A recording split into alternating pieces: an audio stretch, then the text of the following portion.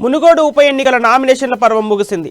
100కు పైగా నామినేషన్ దాఖలు చేశారు. ప్రధాన పార్టీల అభ్యర్థులు నామినేషన్ వేయడంతో నామినేషన్ల ఘట్టం ముగిసింది. ఇక మునుగోడు బైపోల్కు సంబంధించి మరింత సమాచారం మన నల్గొండ ప్రతినిధి కిరణ్ గౌడ్ అందిస్తారు. ఎన్నికల నామినేషన్ల పర్వం కొద్దిసేపటి క్రితం ముగిసింది. దాదాపు 100కు పైగా నామినేషన్లు వేయడం జరిగింది. ఈ యొక్క ప్రతిష్టాత్మకంగా భావించినటువంటి ఈ యొక్క మునుగోడు ఉప ఎన్నికల్లో నామినేషన్లు 3 గంటలకే పూర్తయ్యాయి.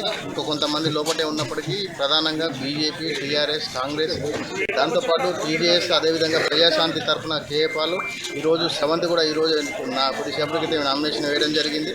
అయితే ముఖ్యంగా ఈ యొక్క నామినేషన్ పర్వానికి అంత కాంగ్రెస్ శ్రేణులతో పాటు ఈరోజు ప్రజాశాంతి పార్టీ కేఏపాలు చివరి క్షణంలో వేయడం జరిగింది. కొంతమంది నామినేషన్లు వచ్చినప్పటికీ కొంత అధికారులు తిరస్కరించడంతో ఈ యొక్క నామినేషన్లు పూర్తిగా వేయలేకపోయారు. కొంతమంది నామినేషన్ వచ్చినా లేదని కొంత గొడవ కూడా జరిగింది. ఏదేమైనప్పటికీ కూడా మునుగోడు ప్రతిష్టాత్మకంగా తెలంగాణ రాజకీయాలు హాట్ టాపిక్గా మారినటువంటి మునుగోడు ఉప ఎన్నికల నామినేషన్ ఈ రోజుతో ముగిసినట్లయితే రేపు నామినేషన్ల పరిశీలన అనంతరము స్క్రూటినీ చేసిన తర్వాత ఎవరైతే అభ్యర్థులు ఉన్నారో వారందరికీ కూడా గుర్తులు కేటాయించిన తర్వాత ఈ నెల 30 తర్వాత నుంచి కూడా ఈ యొక్క ప్రచారం ముగియనుంది. నవంబర్ 3న ఎన్నిక జరగనుంది. మొత్తానికి ఈ యొక్క మునుగోడు నామినేషన్ల పరం అయితే ముగిసినట్టే చెప్పవచ్చు. ప్రధానంగా బీజేపీ, టీఆర్ఎస్, కాంగ్రెస్, ప్రజాశాంతి, అదేవిధంగా టీజేఎస్ తరఫున అభ్యర్థులు అయితే పోటీలో ఉండబోతున్నారు. దాదాపు 100కు పైగా నామినేషన్లు వచ్చినట్టుగా అధికారులు తెలుస్తున్నప్పటికీ నామినేషన్ల స్కూటీలో మరికొంతమంది అన్క్వాలిఫై అయిన తర్వాత అభ్యర్థులను ప్రకటించే అవకాశం ఉంది. మొత్తానికి